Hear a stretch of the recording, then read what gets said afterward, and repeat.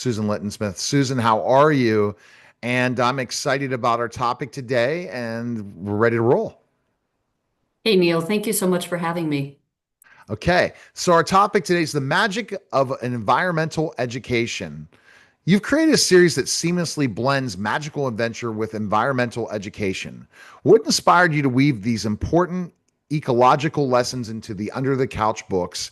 And was this always part of your vision from the beginning?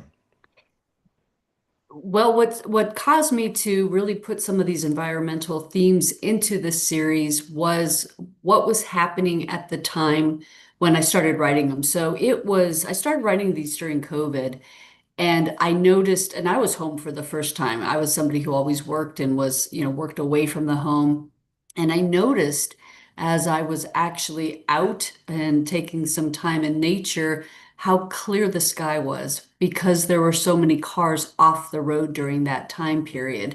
So that was one piece of it. There were also so many forest fires that were happening around that time as well, and we were really feeling the impact. I'm in Colorado, so really feeling the impact there. Just some of the stats that we all know about how much trash is generated, not just in the US, which is a lot, but globally, like 2 billion metric tons of unsustainable waste that are thrown away globally every single year. So you think about that, you think about all the microplastics in our ocean, like 5.25 trillion pieces, the impact that the war, the pollution, all of this was having on our earth and on our, food supply and water supply. And so that's why these books are really targeting, the kids. And I really feel that the kids are our future and that they're going to be able to make a positive impact. So I want to make them aware through these fun adventures, so it's not preachy, but it's something that they experience and that they really do care about and know that they can make a difference. We know from your previous work that the Under the Couch series was designed for reluctant readers, Yes. including children with dyslexia. How do you balance making environmental concepts accessible and engaging for struggling readers while still delivering meaningful educational content? So these are really important lessons that I think if you just tell kids, regardless of whether they're reluctant readers or not, if you just tell them, it's one thing. But if they learn about it through these adventures and experiences that kids their age go on, the Spencer and the Justin character, they are two kids who learn by experience, not by an adult or somebody telling them. So I was hoping that the reader would experience some of these lessons and themes through the eyes of these characters by going on these under the couch adventures to a place where they see it firsthand. And the one book in particular that I talk a lot about environmental is Mother Nature, where the boys go to a place where there's no people. And but they do meet this really interesting woman finally at the top of this mountain, and her name is Gaia. And as you probably know, I took Latin for 4 years, but in Greek mythology, Gaia is the Greek goddess who is essentially Mother Earth or protector of the earth. So they meet this Gaia woman, and on their adventure, she has them at some point put on what you would kind of consider these virtual reality goggles. And they get to see what happened to that land and why there were no people there. And so they get to see over centuries what happens with the people coming in and the impact that the trash, the wars, the pollution had. And she was in the midst of saying, "We're cleaning this up." So that's why the boys, they're actually, you know, take the form of eagles through these virtual realities, and they're flying back and forth and just seeing the impact on the land. So I was hoping that readers would be able to just visualize this and see, wow, there's a lot of damage that's being done, but we can reverse it. We can reverse it if we just are very aware of it, knowledgeable, and take action now. So, in book three, Spiders, the brothers Yes. learn about symbiotic relationships. And in book eight, Mother Nature, they discover consequences of neglecting the land.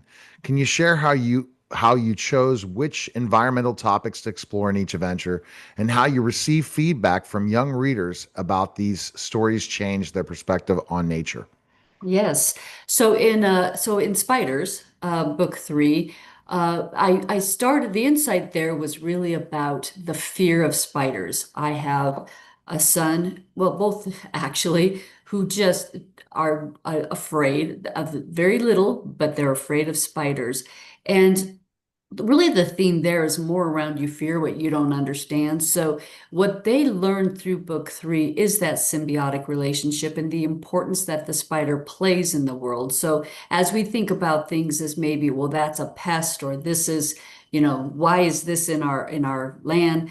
There's reasons for them, and they play such an important role. In the case of the spider, how much insects they eat. So just to try to keep everything in balance. So that was again taking a fear that most people have, a lot of kids, I think adults as well, but really understanding the role they play in nature and that symbiotic relationship with the earth.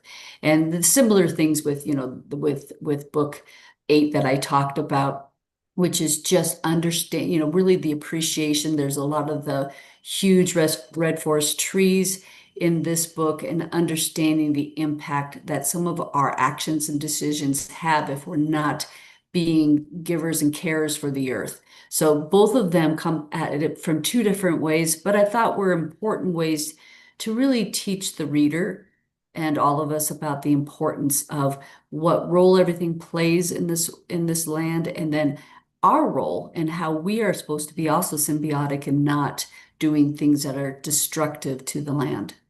The series emphasizes that small actions like picking up litter or recycling can create a ripple effect. Have you heard stories from parents or teachers about taking children, children taking real world action after reading your books? I'm hoping to hear some great stories that these books do actually motivate and influence.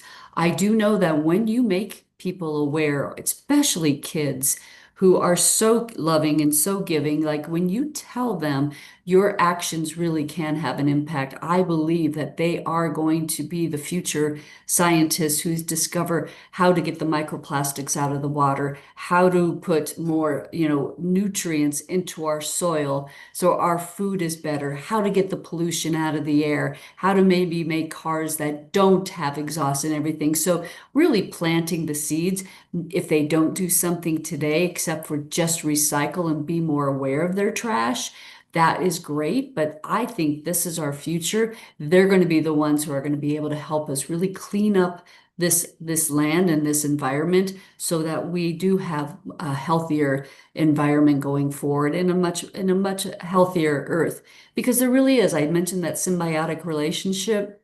We as humans have a symbiotic relationship with the earth, and that's what I want to make them aware of. Spencer and Justin aren't just learning about the environment, they're experiencing it through adventure. How does this creating emotional connection through storytelling help children internalize these environmental lessons in ways that traditional education might not? The Under the Couch series does try to teach these valuable life lessons through experiences that these two characters go on in the Under the Couch adventures. So, teaching through experiencing versus telling. So, that's how I'm hoping young readers, and I know that's how my boys learn, is through experiencing, right? You can't you can't tell people the lessons that they need to learn as well as they can experience them. So by the readers really seeing it for themselves and hopefully getting into it and experiencing it, that's how I believe they learn these important life lessons. Absolutely. With 12 books in the series covering various ecosystems and environmental themes, what's next for Spencer and Justin's adventures? Are there particular environmental topics or conversational issues you're excited to explore in future stories? Are you going to explore future stories? That's the question. I never say never. I'm so vested and so love this series, and so Yeah. maybe there will be more books, but I love being able to impart some of these life lessons to our younger population who I really believe can be that ripple effect. It's just that one stone in the water that has that positive ripple effect. So I'm so optimistic for the young people and what they'll be able to do. So I'd love to write more about this, whether through blogs or somewhere else, just to keep getting the word out of we need to take care of the earth. We need to care. We need to improve our water, our soil, our air, and every person plays a role, and we can do it. All right. The best place to go is underthecouchbooks.com. Thank you again, Susan. Appreciate Thank it. you. That was a special simulcast of the Neil Haley Show in the Under